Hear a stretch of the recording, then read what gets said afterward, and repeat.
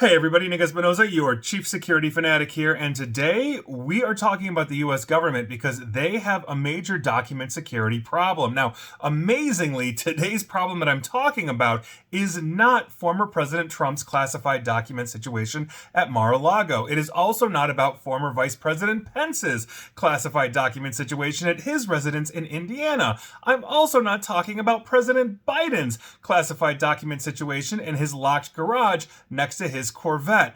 All of those and this new one that I'm about to talk about are indicative of a much bigger problem we have in the US government, so let's dive right in. Now, this is coming from CNN, and here's what's going on.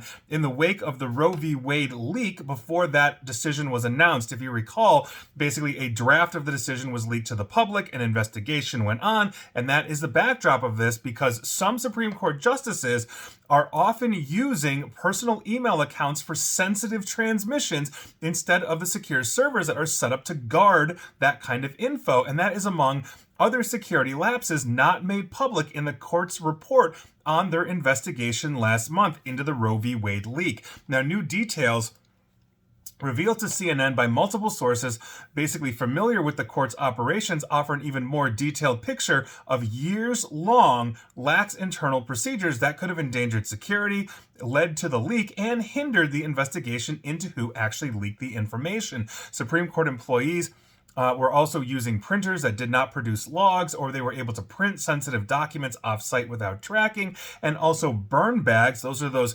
bags that basically you put documents in to ensure the safe destruction of the materials, were left open and unattended in hallways in the Supreme Court building. That is absolutely crazy. Quote, "This has been going on for years," according to one former employee. Now, the problem with the justices' use of emails persisted in part because some justices were slow to adopt to the technologies, and some court employees were nervous about confronting them to urge them to take precautions, according to one of the sources. And obviously, how do you go to a Supreme Court justice and say, "Madam or sir, you're doing it wrong"? Such behavior, though, meant that the justices were not setting an example to take security seriously. So this is a situation that we face. We have millions of sensitive to deeply classified documents and other types of information that the US government is supposed to have a secure handle on, but clearly we don't. That's the first issue. The first issue is the amount of sensitive material, whatever the classification, that we are not handling or basically having good controls around. But what is the second issue? The second issue is the disparity in justice for those who violate handling procedures and policies. Now, think about it this way.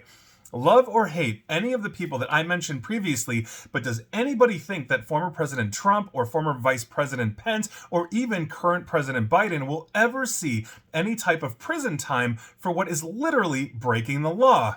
But we have plenty of examples of regular government employees facing just that for similar offenses. These are the ones that are not in the news every day. They're not leading the nations in some way, shape, or form, and now we can throw the Supreme Court justices on there. So let's go down the list real quick, because these are people just like you and I that nobody's really heard of that are basically caught up in something similar but faced actual jail time. There's Asia Janae Leverello. She's a former Defense Department employee, and she was sentenced about a year ago to 3 months in prison after admitting to taking materials containing classified information to her hotel room and also to her personal residence.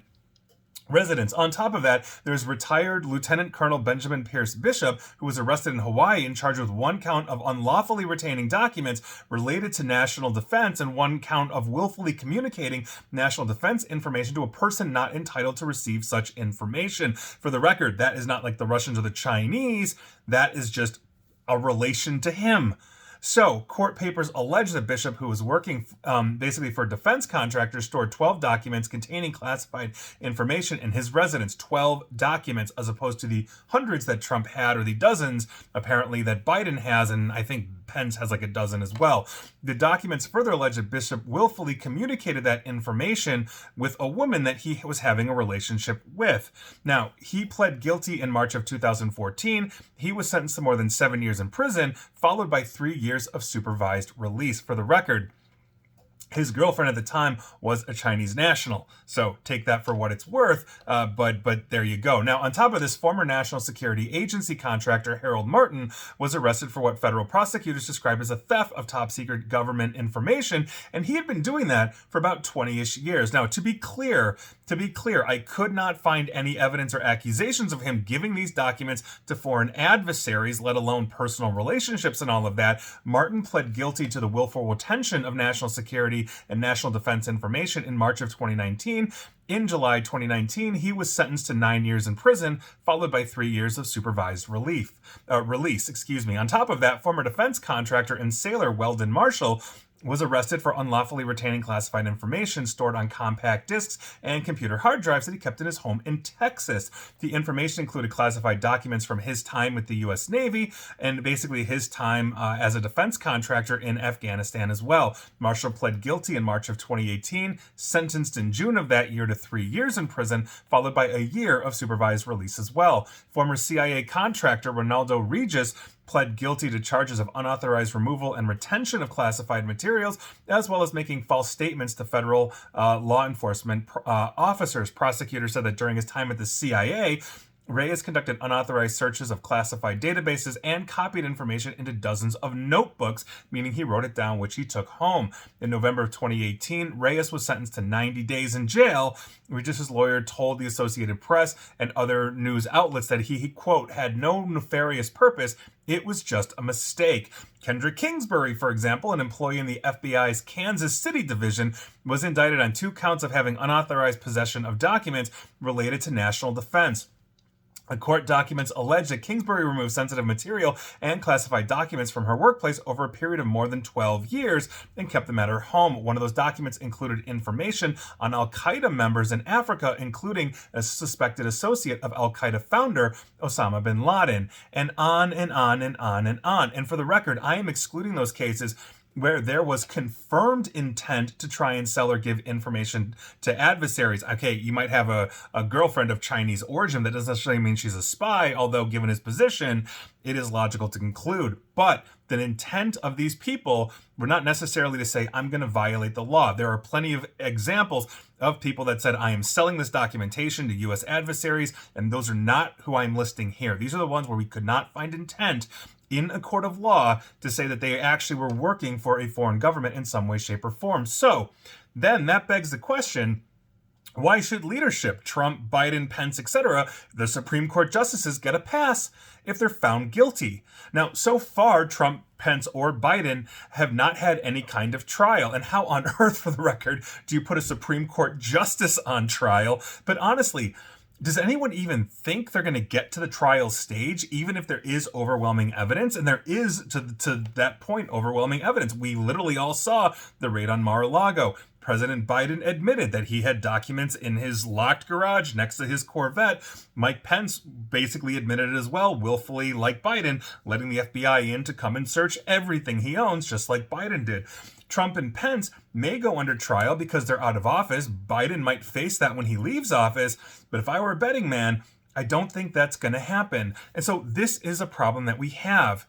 If really we are electing officials, then they are working for us, which means I don't care if, you're that random guy that was just writing stuff down in a notebook and had to spend years in prison, not to mention probation after that of supervision.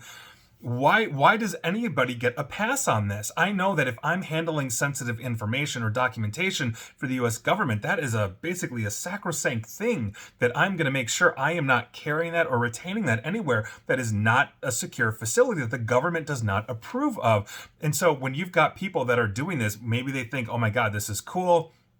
I'm breaking the law, I'm circumventing this, but I have no desire to, help a foreign adversary of the United States, and you're getting prison time.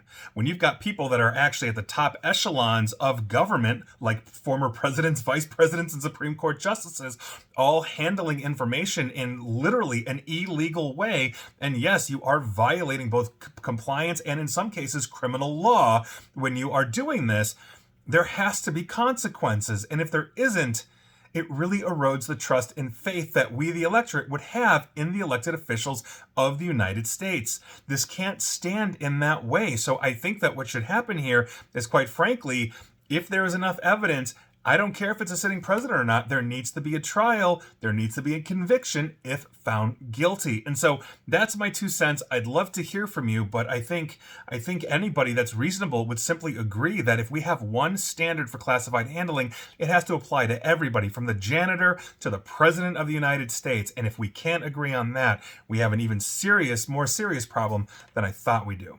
And please like, share, follow me here on Facebook and Twitter at NickAESP, where I promise you I will not be exposing classified documents, nor on YouTube, where you should subscribe to me. And as always, stay safe, stay online.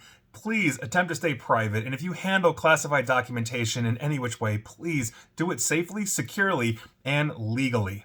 Take care.